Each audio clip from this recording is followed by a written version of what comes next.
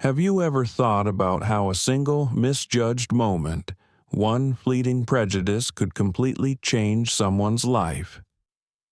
What if, one night, you caught your own employee doing something that looked wrong in the shadows? Would your first instinct be anger, suspicion?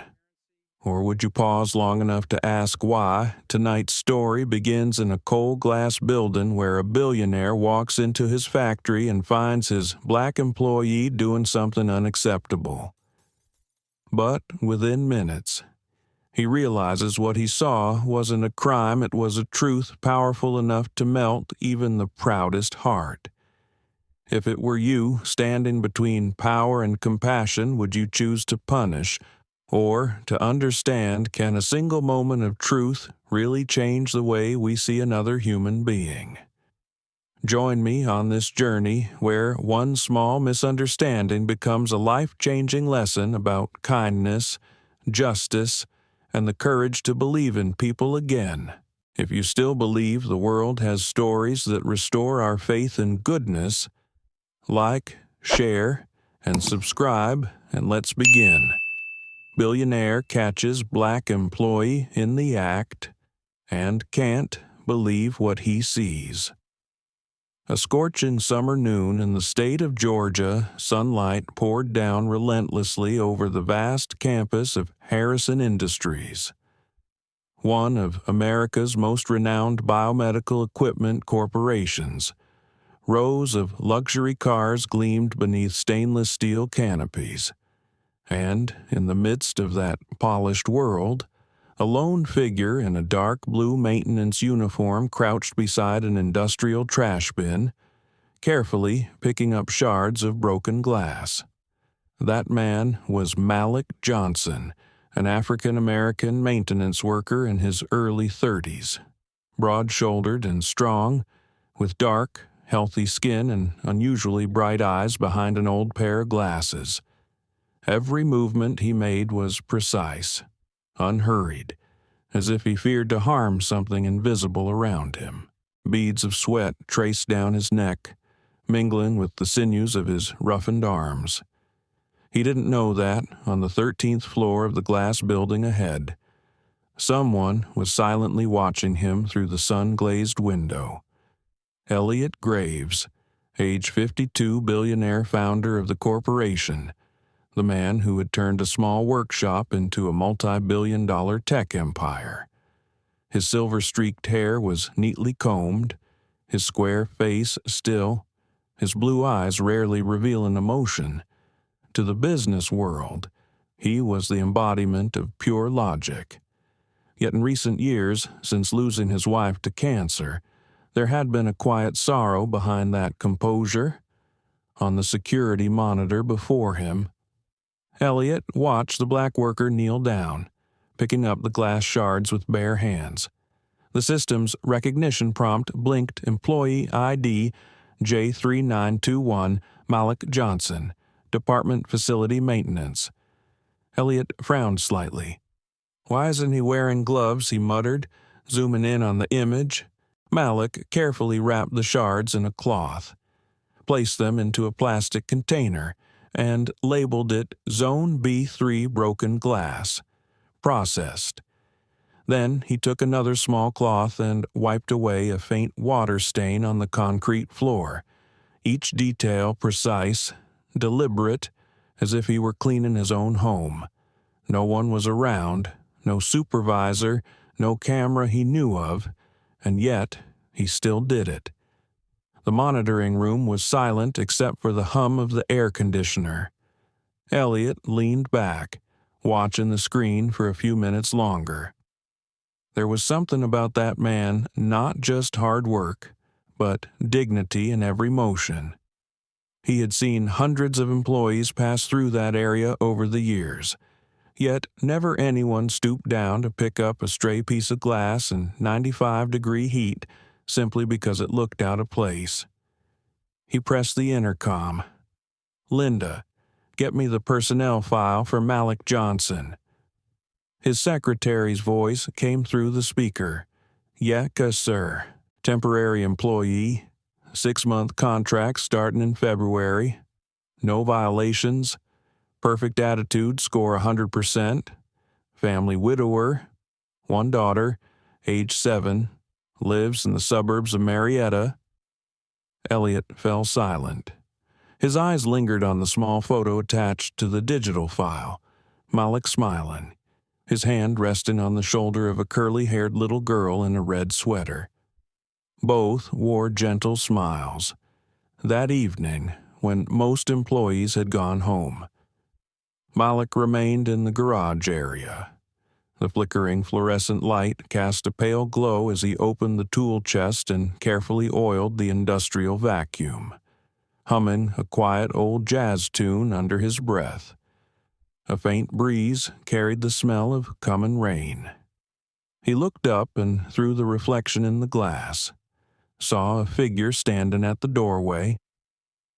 "You're still here this late," a calm, deep voice said. Malik startled.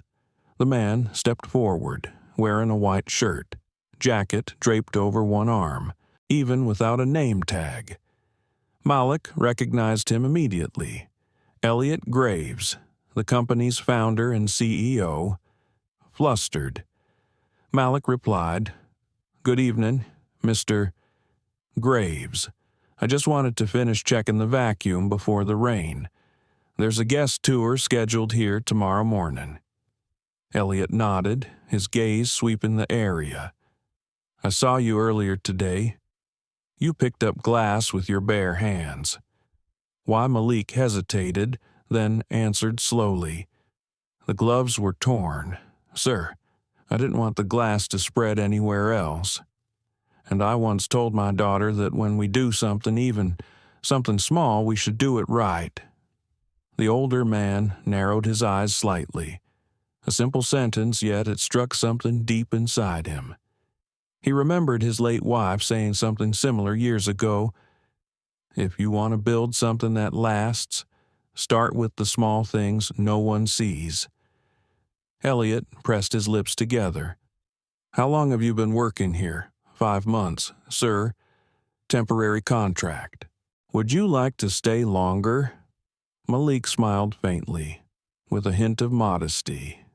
"I'd like to, but I know there are others more qualified. I just try to do my part well." There it was, that quiet steadiness, no flattery, no fear, no insecurity, just the grace of a man who had known hardship yet held on to his self-respect. Elliot studied him for a moment longer. "All right, you should head home. It's about to rain." Malik bowed his head. "Yes, sir. Thank you. Have a peaceful evening." Rain began to fall as Malik's old pickup truck pulled away, turning down the narrow road toward the suburbs. Inside the cab, a photo of his daughter was taped to the dashboard beside a small wooden box engraved with the words, "For Layla's future." Behind the rain-streaked window of the 13th floor, Elliot still stood there, watching the truck disappear into the haze. He didn't know why, but that one simple line from the maintenance worker echoed in his mind, even when no one's watching, "Do it right." And somewhere deep inside him, something shifted quietly, but unmistakably. A feeling that this man, Malik Johnson, was not just another maintenance worker. That night, rain still whispered against the glass walls of the office. The city lights of Atlanta shimmered on the window pane, streaking into broken reflections. Inside, only Elliot Graves remained, his gray suit neatly folded on the chair, tie loosened, sleeves rolled up. He leaned against the edge of his desk, eyes fixed on the paused frame of the security footage showing the black maintenance worker Malik Johnson. The camera had captured him in the garage earlier that evening, sitting alone beneath a flickering light. Malik had taken a small photo from his shirt pocket, smiling softly as he touched its edge, then set it before him while continuing to clean the vacuum. The camera had no audio, but Elliot could tell he was speaking quietly, perhaps to someone he loved. Elliot leaned back, his gaze heavy. He remembered his own early years' long nights spent alone in a dusty workshop, polishing screws, assembling circuits, thinking about his wife and newborn son. Now, that son was halfway across the world, connected to him only through brief video calls and emotionless texts. And the woman who had once grounded his life, Margaret, had been gone for 3 years. A strange contradiction rose inside him. A man who owned everything: wealth, power, reputation, yet found himself staring at a screen, searching for meaning in the image of a janitor. The intercom light blinked. Linda Carter's gentle voice came through. "Mr. Graves, Malik Johnson is clocked out for the day. I've checked the attendance system. Would you like me to bring the report up now?" "No, that's all right. Thank you." "Linda." Elliot was about to turn off the monitor, but hesitated. On the screen. Malik stood up, toolbox in hand. Before leaving, he noticed a small scrap of paper on the floor, bent down to pick it up, folded it neatly, and placed it back on the table. A simple gesture, yet something in Elliot's throat tightened. The next morning, Elliot arrived earlier than usual. In the garage, Malik was already there, crouched under a leaking pipe. The steady drip-drip of water echoed through the cold space. Elliot stood silently at a distance, watching. Malik had no idea anyone was there. He simply kept working, focused, patient, his face serious but calm. When Malik finally stood up, Elliot approached. "Good morning, Malik." The young man looked startled. "Oh, good morning. Mr. Graves, I didn't know you were here already. I wanted to take a walk. I reviewed the security footage last night. You were here quite late." Malik smiled faintly, wiping his hands on a rag. "I just wanted to make sure no one would slip on the puddle this morning. My wife once fell at a hospital because of a wet floor like that. I don't want it happening here." Elliot froze for a moment. "Your wife?" Malik nodded gently. "She passed away 3 years ago. An accident. I couldn't save her." His voice was low, not bitter, just steady, carrying the weight of someone who had made peace with pain. Elliot looked into his eyes. He saw something he recognized, a calm that hid deep loss. He wanted to say something, but instead, he placed a hand on Malik's shoulder. "You have a good heart. He'll remember that." Malik seemed surprised but smiled quietly. Bowing his head, Elliot walked away, yet a curious thought began to form. This man, he's not just a worker. That afternoon, Linda entered the office holding a stack of files. "Mr. Graves, I found some background details on Malik. He used to be an electromechanical engineer at a firm in Savannah. The company went bankrupt after the financial crash. He took this maintenance job to pay for his daughter's school tuition. He's turned down every offer of assistance. No debts, no infractions, completely clean record." Elliot nodded slowly. "An engineer working as maintenance staff." "Yes, sir. And I think he's punishing himself for something." That caught Elliot's attention. "You think so?" Linda gave a small, thoughtful smile. "Most people look down when they walk through the lobby, but Malik, he walks with his head up, and in his eyes there's something like remorse, but not shame, more like someone trying to make peace with the world." Elliot said nothing. He walked to the glass wall and looked down. Below, Malik was tending to a flower bed, sweat soaking through his dark blue uniform. Just then, a young employee slipped near a rolling trash bin. Malik reached out quickly, steadying her before she fell. She thanked him over and over. He only smiled, nodded, and went back to work. Something inside Elliot stirred. For the first time in years, the vast, pristine office around him felt strangely small. That evening, he went home late. The mansion greeted him with automatic lights, sterile and cold, not a single voice, only the hum of the air purifier. He stopped by the long dining table, staring at the empty chair that had once belonged to his wife. In his memory, her laughter still lingered faint, like mist. He sat down, opened his laptop, and replayed the footage again. The image froze on the frame of Malik kneeling, picking up the glass shards with his bare hands. Elliot whispered to himself, "If everyone here worked with that kind of heart, the world might be a different place." He turned off the screen, leaned back, but his eyes stayed open. Outside, the wind sighed through the trees, and, once more, Malik's quiet words echoed in his mind. Even when no one's watching, do it right. That night, the billionaire couldn't sleep.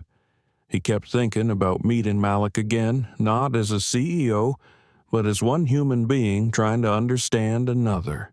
Saturday morning arrived gray and heavy over Atlanta. The sky hung low, soaked with humidity. Elliot Graves didn't go to the office as he always did. He drove his silver Tesla out of the estate gates without telling anyone where he was going. When Linda called, he simply said, "I need to go somewhere." It was the first time in years the billionaire had started a day without a strict agenda.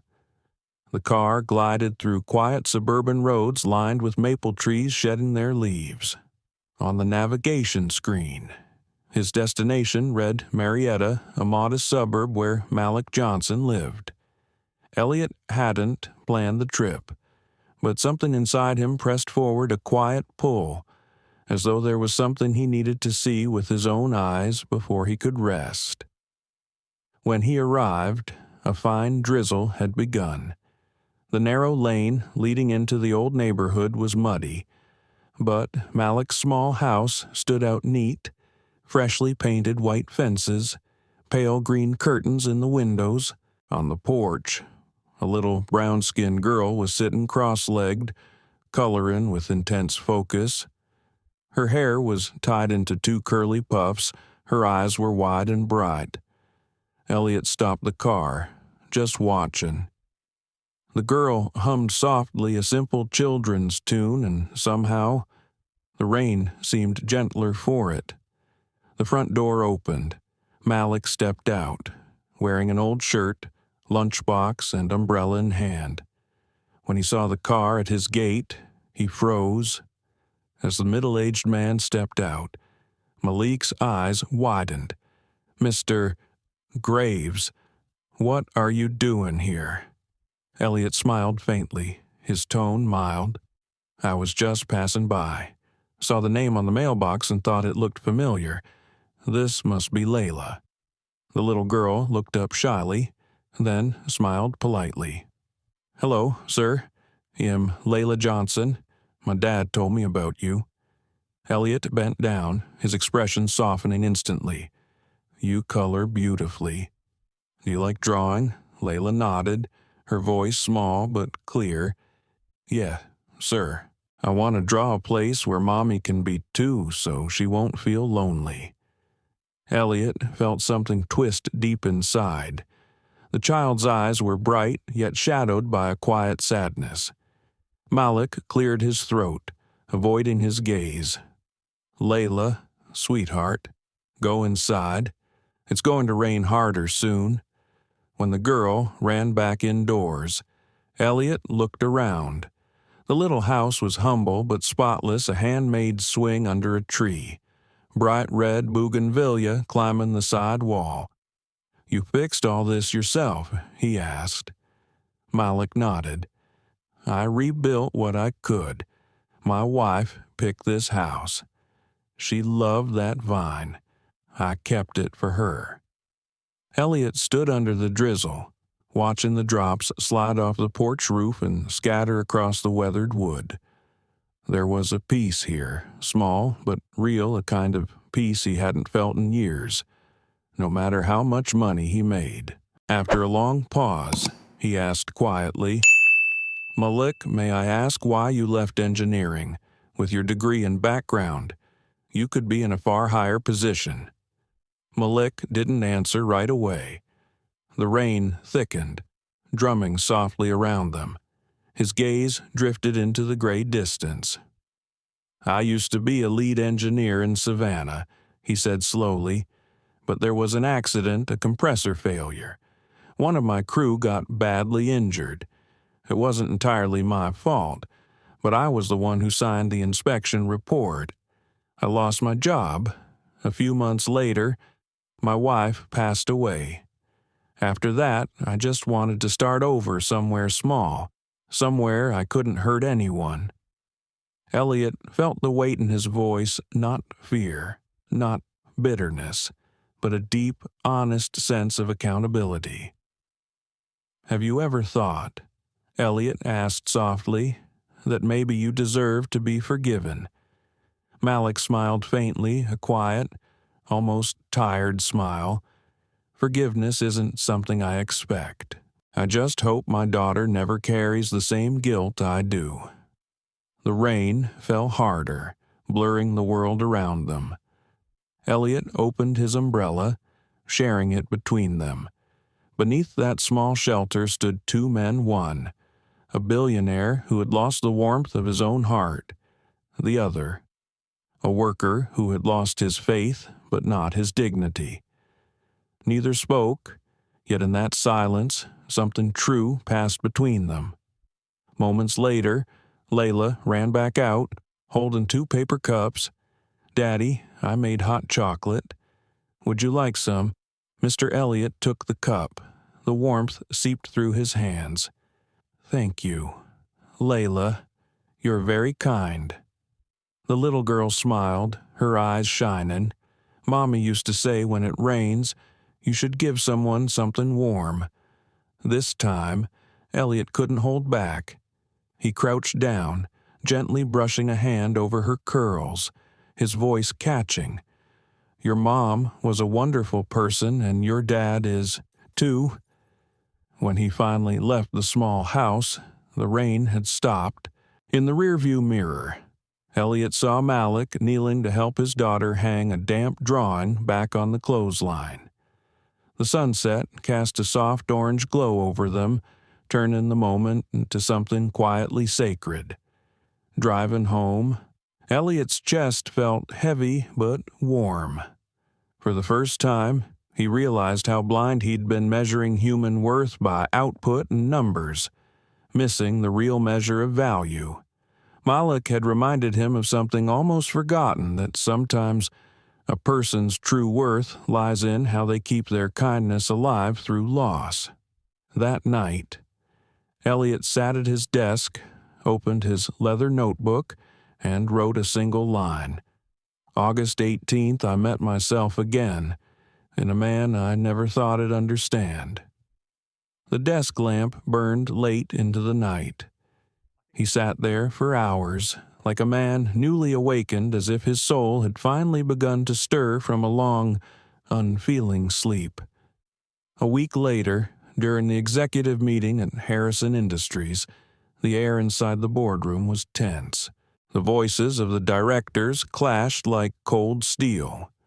Revenue charts, profit margins, and slides filled the giant screen, all orbiting a single theme: optimizing workforce costs. One executive suggested cutting the maintenance staff and replacing them with automated systems. At the head of the table, Elliot Graves sat in silence. He had always been the first to endorse tough, profit-driven decisions. But today, his eyes dimmed as he read the words "automate," 80% of janitorial and maintenance personnel. He spoke quietly. "If we replace them, where will people like Malik Johnson go?" The room fell silent. A young director, tall, sharp, glasses gleaming, cleared his throat. "Sir, with productivity and cost metrics, we have to move forward. The company can't operate on emotion." Elliot looked straight at him, his tone low and deliberate. "I used to believe that, until I realized if we run only on machines and no people, well, lose the company's soul." The words stunned everyone. From the corner, Linda allowed herself the faintest smile. Since the trip to Marietta, Elliot had changed. He spoke less about profit margins, more about the stories behind the numbers. That afternoon, Elliot went down to the maintenance floor unannounced. Malik was there, standing before a large, cracked glass panel, trying to fix the support frame. He looked up in surprise when he saw his boss. "Good afternoon, Mr. Graves. I was just about to report this crack someone must have bumped into it last night." Elliot approached, watching their reflections merge in the fractured glass. "Tell me, Malik, what would you think if they replaced the entire maintenance team with automation?" Malik paused, gaze drifting, voice quiet. "If it helps the company, I'd understand. But if one day machines learn how to wipe away a tear that's fallen on the floor, then I suppose I should quit right now." Elliot said nothing. The words cut deep, sharp and true. He thought of that rainy night of Malik and his little girl in that small, humble house. A man who had lost everything, yet still knew how to keep his humanity. Just then, a loud crash echoed from upstairs. A worker rushed down, breathless. "Mr. Graves. Someone's hurt in the assembly area." Elliot and Malik sprinted up the stairs. When they arrived, a young employee was sitting on the floor, blood streaming from his wrist where a pane of glass had shattered. Panic filled the room. Everyone stood frozen, afraid to move. Malik didn't hesitate. He pulled a cloth from his pocket, knelt, and pressed it to the wound.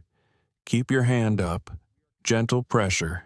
You'll be okay," he said calmly. Elliot dropped beside him, helping to hold the bandage. They worked silently, their eyes meeting a strange, natural coordination between a billionaire and a maintenance worker. When the bleeding stopped, Malik exhaled and smiled faintly. "It's stable. Call an ambulance." Elliot nodded, his chest burning with adrenaline. When the injured worker was taken away, he stood there, watching Malik wipe the blood off the floor. After a long silence, he said softly, "You didn't have to do that. You could have waited for medical staff." Malik replied without looking up, voice even. "If we'd waited, he might be lost too much blood. Back in Savannah, I saw a man die 3 minutes too late." Elliot looked at him for a long time. The sunlight filtered through the skylight, glinting off Malik's face. In that moment, Elliot understood something. Compassion doesn't come from rank. It comes from instinct, the impulse to save someone, even when no one asks you to. When Malik finished cleaning up, Elliot told Linda to bring him upstairs, in the office. Elliot placed an old photo frame on his desk. Inside was a picture of Margaret, his late wife, smiling softly, holding a small trophy that read Kindest Employee of the Year 1998. The glass over the frame was cracked diagonally. Elliot pointed to it, his voice rough. The frame fell the night she passed away. "I never replaced it. I thought that if I did, I'd have to accept she was really gone." Malik stood speechless. Elliot looked at him, eyes deep and tired. "Today, when I saw you help that young man, I remembered her. She used to say, 'Elliot, watch how a person treats the smallest things, that's how hell treat the world.' I think she was talking about people like you." Malik bowed his head slightly, his voice catching. "I just did what needed to be done, sir." Elliot stepped closer, resting a firm hand on his shoulder. "From now on, you're not just a maintenance worker. I want you to join our safety and ethics program. We need people with real hearts in this system." Malik lifted his eyes, stunned. They shimmered a mix of disbelief and gratitude. I don't know what to say." Elliot smiled gently. "Just keep doing what you did today. That's enough." That evening, Malik returned home and told Layla everything. She squealed with joy, throwing her arms around his neck. "I knew it. Daddy, I told you, when you do the right thing, God sees it." Malik chuckled, stroking her hair. "Maybe you're right, Layla. Someone did see." Outside, the night wind brushed through the bougainvillea, making the red petals tremble softly. And in a tall glass office downtown, Elliot gazed at the photo in the cracked frame, but this time he didn't feel pain. He felt something slowly mending, deep within his heart. Monday morning, sunlight streamed through the tall glass windows of Harrison Industries. The soft warmth of early autumn filled the office. Malik walked into his new workspace, smaller, but bright and welcoming. On the wooden nameplate outside read Department of Workplace Safety and Ethics. He was still wearing his old maintenance uniform, except now there was a new badge clipped to his chest, Senior Staff. When Linda stopped by to congratulate him, Malik just smiled humbly. "I only changed where I work, not who I am." Moments later, Elliot Graves appeared, and for the first time, he wasn't in a rigid black suit. He wore a plain white shirt, sleeves rolled up, looking lighter somehow.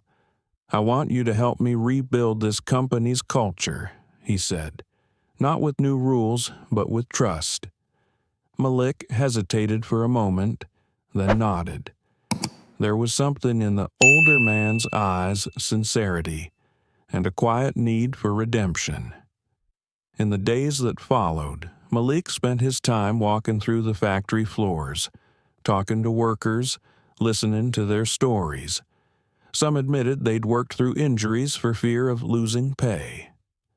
Others cried about being humiliated by supervisors. Malik wrote down every word. He often stayed late, sometimes long past midnight.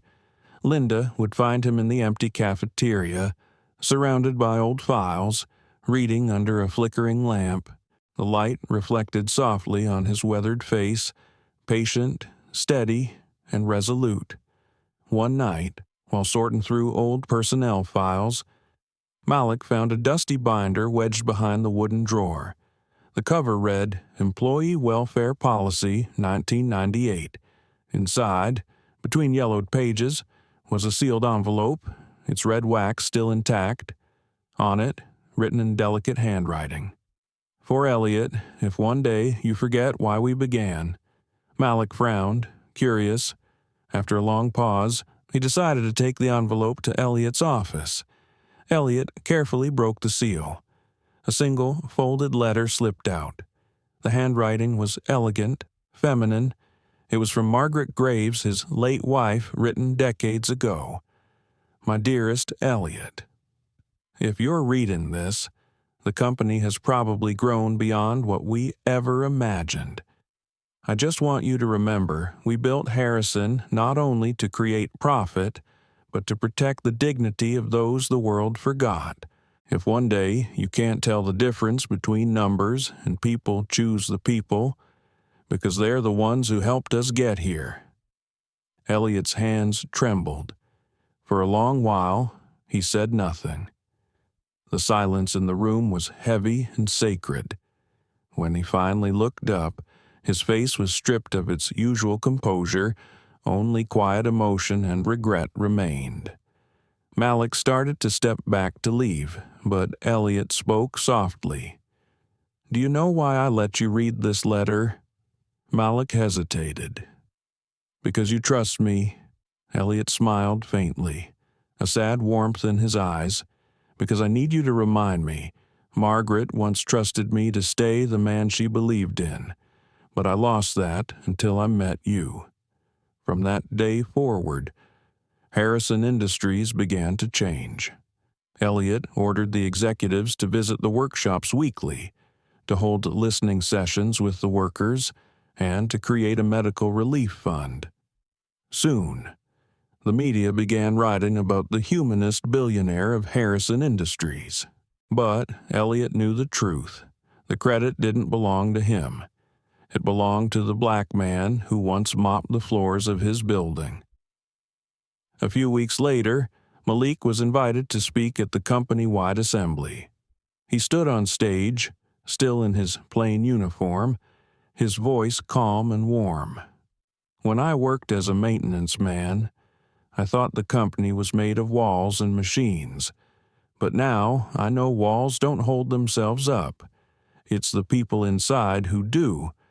And if we start treating each other like human beings again, Harrison will be stronger than any machine ever built." At the back of the hall, Elliot stood up first and began to clap. Slowly, the applause spread, echoing through the room until it became a single, thunderous sound of unity. Linda wiped away tears. That night, Malik returned to his small apartment. Layla was sitting on the floor, drawing a large picture, a man mopping a bright, shining floor beside a tall, glowing building. Above it, in her crooked handwriting, were the words, "Daddy makes the light cleaner." Malik smiled quietly. He didn't know who taught her those words, but to him, they felt like a blessing. Up in his office on the 52nd floor, Elliot placed Margaret's letter in a new glass frame. He didn't fix the old crack, he simply added a small brass plate beneath it, engraved with the words, "Don't forget why we began." He looked out at the city lights merging with the sunset and exhaled softly, almost at peace. Down below, Malik turned off the last light and stepped outside. Two men, worlds apart, yet walking the same road, the road called faith. It was an early morning in October. Malik stepped into the main production hall of Harrison Industries, where the rhythmic clang of steel and the hum of heavy machinery filled the air. The space smelled of oil, metal, and sweat. Workers in faded blue uniforms moved methodically, their faces tired, but their eyes lit up when they saw him. "Morning, Boss Malik," someone called out cheerfully. "Don't call me boss." Malik smiled. "Just Malik." In a corner, he spotted Rosa, an older woman, struggling to lift a steel frame almost as heavy as she was. Malik hurried over to help. "Why didn't you ask someone to give you a hand?" he asked gently. "Around here," she said softly, embarrassed. "People think asking for help means you're weak." Malik didn't reply, but inside, he felt that familiar ache, the quiet injustice of people who deserved respect, not fear. That, he thought, was exactly what he wanted to change. That afternoon, Elliot joined him on the factory floor. The wind howled through the open windows, carrying with it the scent of steel and autumn. Together, they walked through the vast hall, stopping often to listen. Workers spoke candidly about sick days that went unpaid, unfair shifts, and how no one ever said thank you when they met their quotas.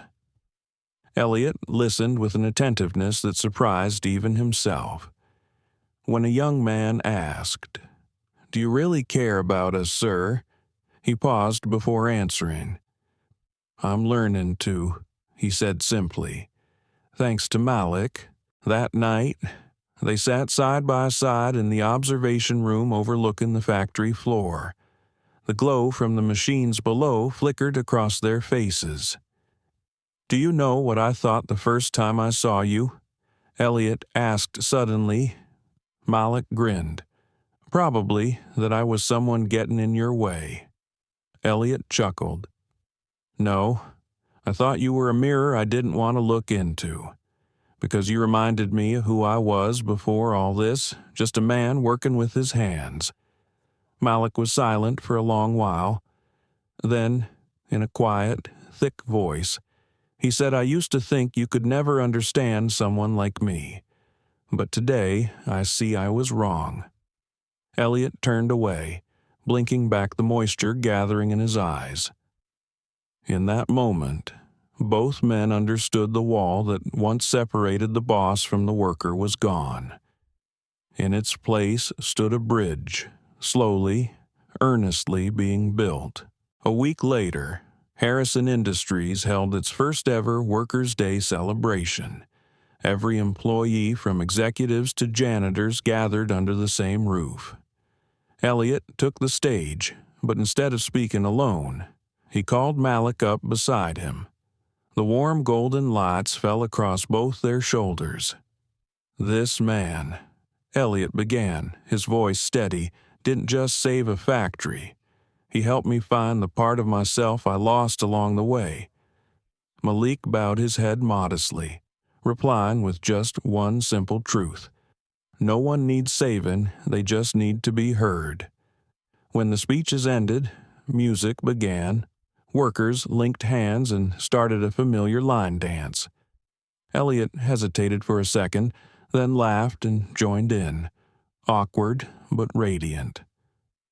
Linda stood at the edge of the crowd, filming the moment on her phone, capturing the truest smile she had ever seen on a billionaire's face. That night, the wind returned, sweeping through the vast plant, scattering years of dust from the steel rafters. Malik stood for a while, watching it move, thinking of all the years he had spent invisible, humiliated, forgotten. But there was no bitterness left in him now, only peace. Because the same place that once wounded him had become the place where he could bring healing.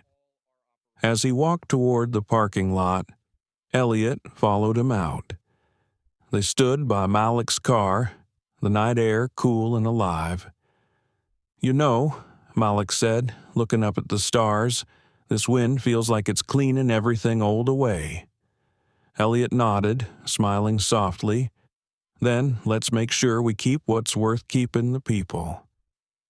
Driving home, Malik turned on the radio. A recording of Layla's gentle singing played through the speakers, blending with the sound of the wind rushing past the car windows. He smiled to himself and whispered, "The air's clean now." Layla. A few weeks after the first ever Workers' Day celebration, the atmosphere at Harrison Industries had changed completely. People greeted each other by name. Smiles appeared on faces that had long been silent. Yet, on the top floor, where sunlight shimmered across the massive glass walls, a shadow still lingered, unspoken. Linda was the first to sense it. She received a string of anonymous emails sent to the company inbox. The attachments contained altered internal reports and vague financial transactions from the old accounting departmental, pointing to Stephen Hart, Elliot's former right-hand man. Linda froze as she read. Some details matched what Malik had once quietly suspected from his earliest days at the company. Someone had deliberately falsified numbers to shift blame downward, pushing workers into layoffs to hide mismanagement. That evening, Linda called Malik to her office and showed him the emails. "What do you think?" she asked, her voice low. "If this is real, it's not just a few errors, it's an entire web of deceit." Malik leaned back, eyes reflecting the lamplight. Stephen authorized pay cuts and shut down the Ohio plant. I saw how he talked to workers cold as steel. I can't say I'm surprised. They agreed not to tell Elliot yet. Malik wanted solid proof. 3 days later, He quietly visited the old plant Stephen once oversaw, pretending to conduct a maintenance inspection. A technician named Tommy whispered, "You should check the basement storage room. There are some old hard drives Stephen hid." Malik followed the lead and found a small metal box. Inside were recordings and accounting files showing that Stephen had embezzled millions, forced layoffs to conceal missing funds, and pocketed the difference. Late that night, Malik and Linda opened the files in front of Elliot. The pale blue glow of the monitor lit the billionaire's face. He said nothing for a long time before whispering, "I trusted the wrong man." Malik met his gaze.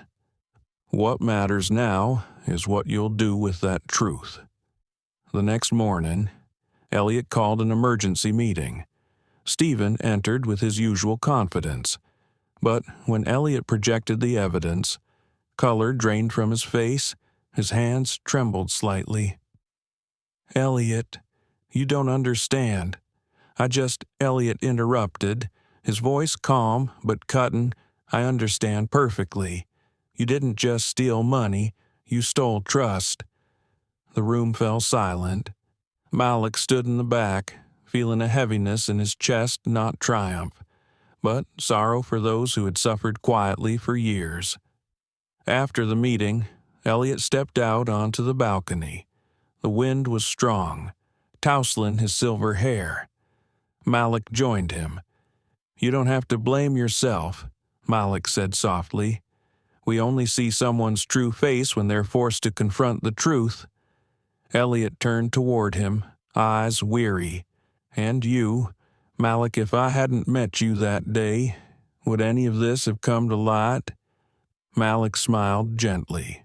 "Maybe someone else would have spoken up.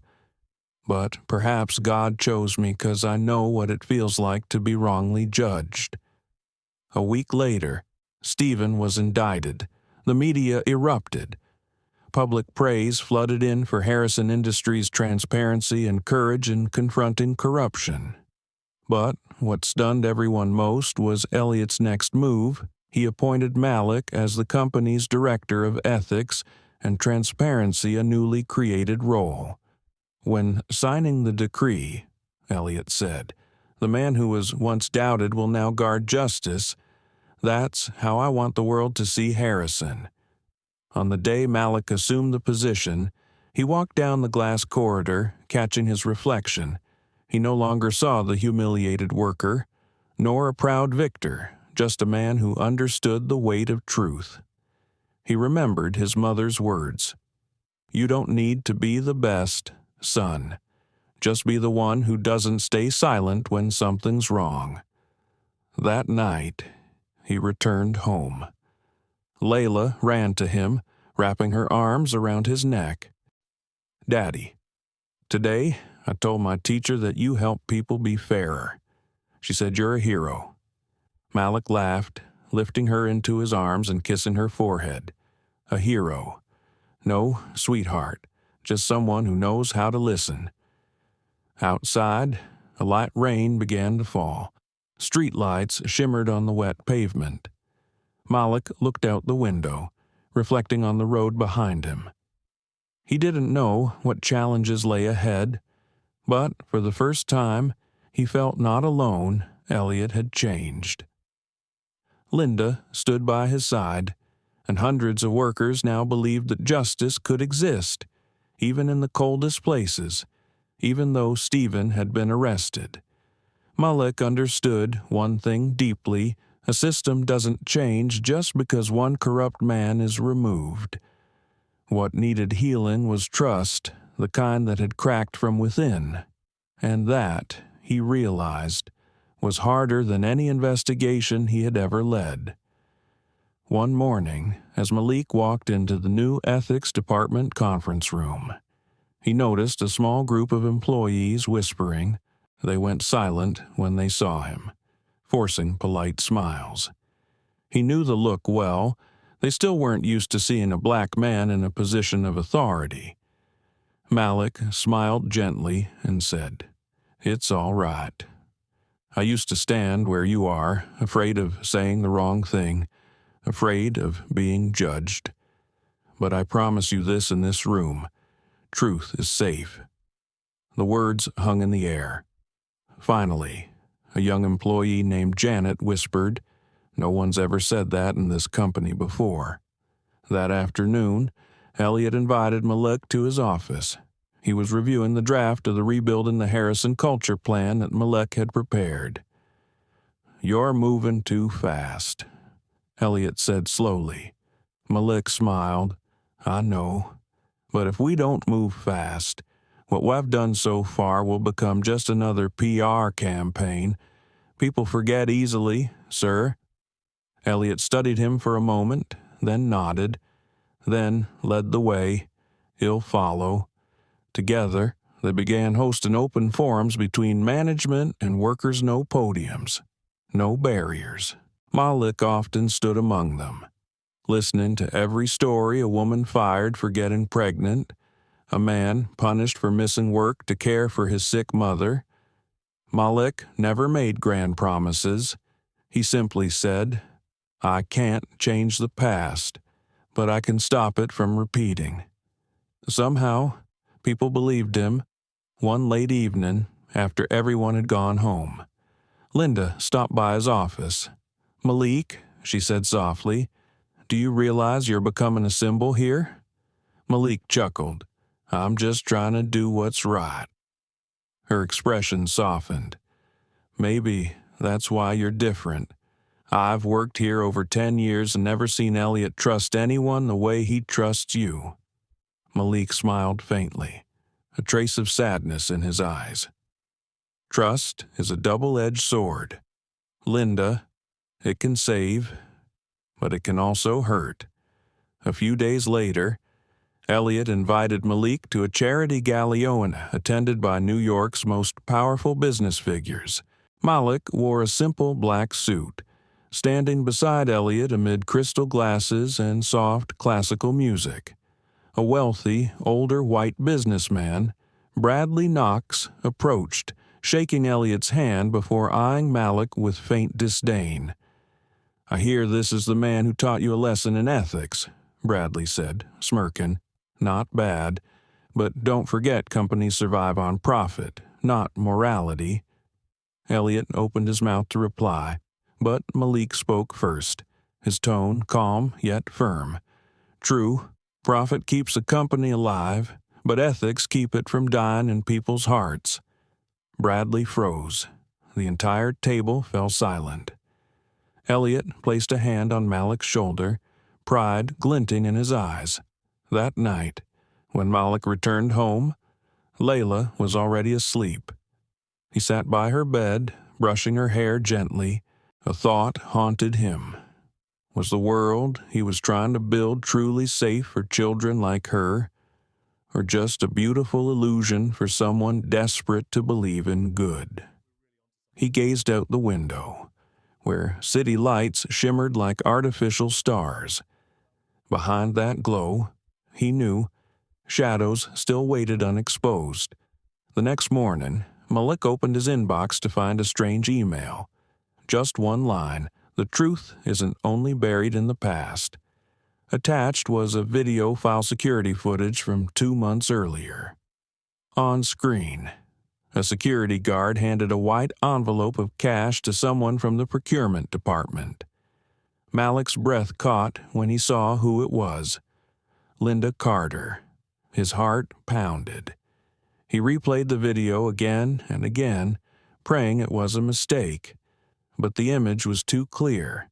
Linda, same woman who had helped him expose Stephen, the one he trusted most.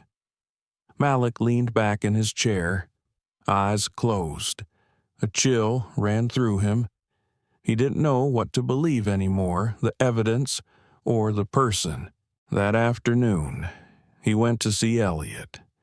The older man immediately noticed the heaviness in Malik's face. "What's wrong?" he asked. Malik was silent for a moment before saying quietly, "I need you to promise me something. Elliot, no matter who it is, or anyone if there's proof, You won't look away." Elliot met his eyes and nodded. "You have my word." Malik left the office, his steps heavy. He knew the real battle was only beginning, not against others, but against the fear of losing faith once again. That night, Malik couldn't sleep. The apartment was so silent he could hear the clock ticking each sound, counting down the chaos in his mind. The image of Linda haunted him, the honest, strong woman who had stood beside him when no one else did. He remembered her eyes whenever they talked about justice, about believing in people, and now that belief felt shattered.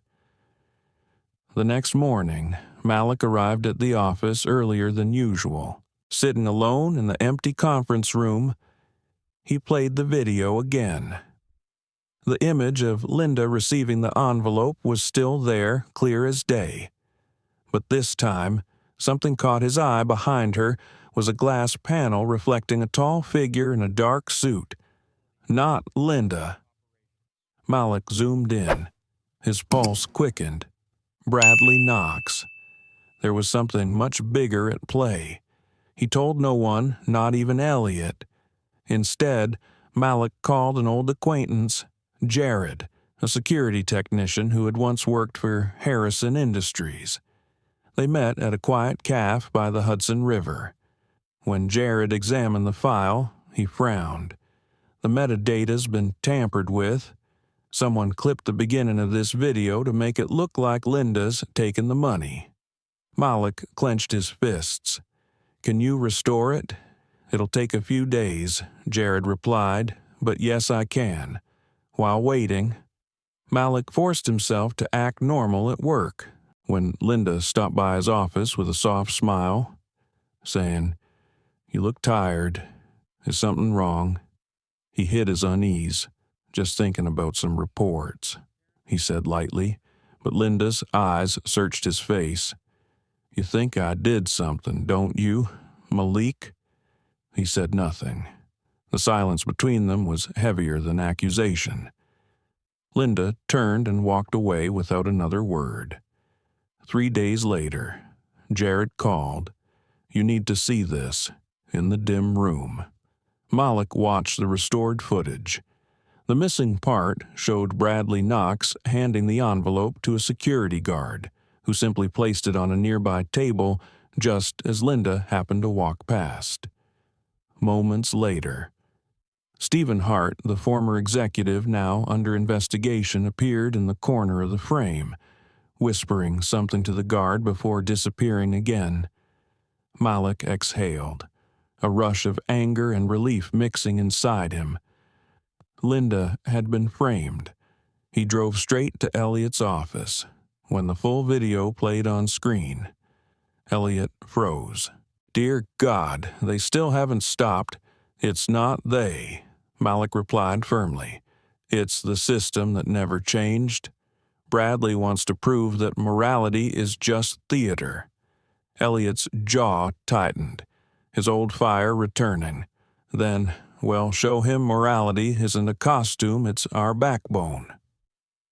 The next day, an unexpected press conference was held at Harrison Industries headquarters. Reporters crowded the hall. Flashes went off like lightning. Elliot stood at the podium, with Malik and Linda beside him. "Lately," he began in a calm, steady voice, "there have been false accusations aimed at members of our team. Today, we're not here to deny, we're here to reveal the truth." Malik played the unedited video. When Bradley's image appeared, the room erupted in murmurs. Elliot continued, "Ethics isn't easy. It means standing up even when you're attacked. And today, we choose to stand." News spread rapidly. Bradley Knox was soon under federal investigation for bribery and corporate manipulation. Linda was cleared of all suspicion. After the conference, she found Malik waiting in the hallway. Her eyes were red. "You didn't trust me." "Malik," she said quietly. He hesitated, then spoke softly.